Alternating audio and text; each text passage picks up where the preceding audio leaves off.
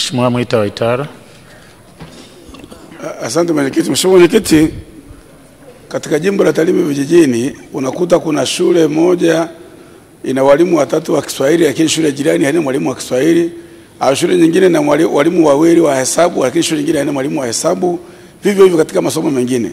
Je, serikali ipo tayari kutoa mwongozo na maelekezo mahususi pale Tarime vijijini ili wafanye msawazo palipo na upungufu wa masomo fulani, walimu wapelekwe ili wanafunzi wote kwa pamoja waweze kupata elimu inayofanana na wafanye mitihani sawa sawa na waweze kufanya vizuri katika mitihani yao? Asante. Mheshimiwa Naibu Waziri, majibu. Asante sana Mheshimiwa Mwenyekiti.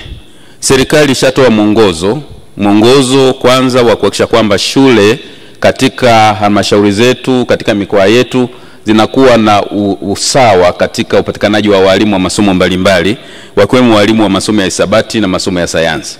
Kwa hiyo naomba nitumie nafasi hii kwa sababu ni wajibu wa mkurugenzi wa halmashauri ya Tarime, ni wajibu wa afisa elimu sekondari msingi wa halmashauri ya Tarime, na pia ni wajibu wa RIO, afisa elimu wa mkoa wa Tarime. Nitoe maelekezo kwa mkurugenzi wa halmashauri ya Tarime kwamba ndani ya wiki 2 wapitie shule hizo ambazo zina walimu wengi zaidi wa hisabati na sayansi, na waangalie zile shule ambazo zina walimu wachache zaidi ili wafanye msawazo wa ndani, kuhamisha walimu kwenda kwenye shule ambazo hazina walimu kabisa, wakati serikali ikiendelea kuandaa vibali kwa ajili ya kwenda kuziba gap ya watumishi katika maeneo hayo.